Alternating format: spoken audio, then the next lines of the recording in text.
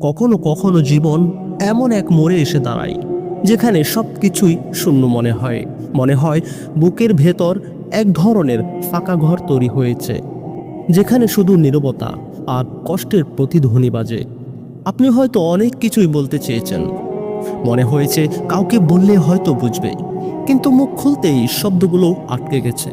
কারণ ভয়, আমার কষ্ট কেউ বুঝবে তো? আর এই প্রশ্নটাই আপনাকে আরও বেশি একা করে দিয়েছে।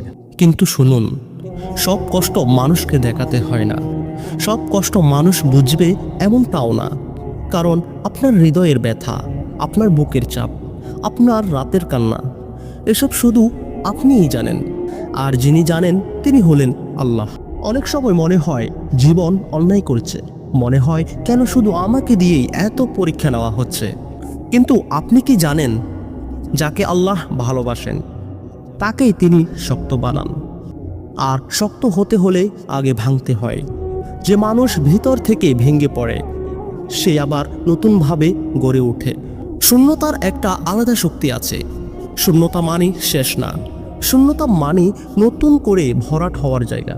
আপনার হৃদয় যতটুকু খালি রয়েছে, তার প্রতিটি অংশ একদিন ভালো কিছুতেই ভরে উঠবে।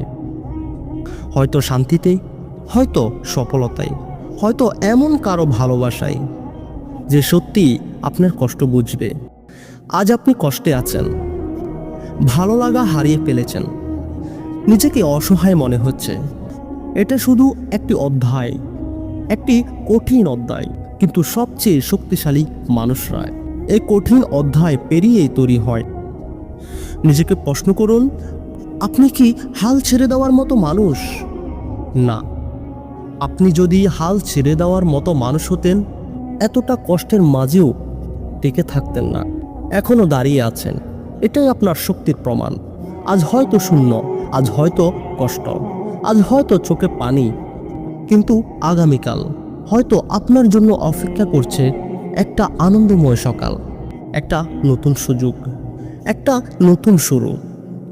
কখনো কখনো অন্ধকারও দরকার হয়, কারণ অন্ধকার না হলে আলো দেখা যায় না। আজকে আপনার শূন্যতা আগামী দিনের শক্তিতে পরিণত হবে। নিজেকে একটু সময় দিন, নিজের প্রতি একটু দয়া দেখান, আর বিশ্বাস করে যান, যার কষ্ট আল্লাহ দেখেন তার ভবিষ্যৎ কখনো অন্ধকার হয় না। আপনি ভেঙে পড়েননি, আপনি এখনো লড়ছেন, এটাই আপনার বিজয়। একদিন আপনি ফিরে তাকিয়ে বলবেন, এই শূন্যতাই আমাকে নতুন করে বানিয়েছে।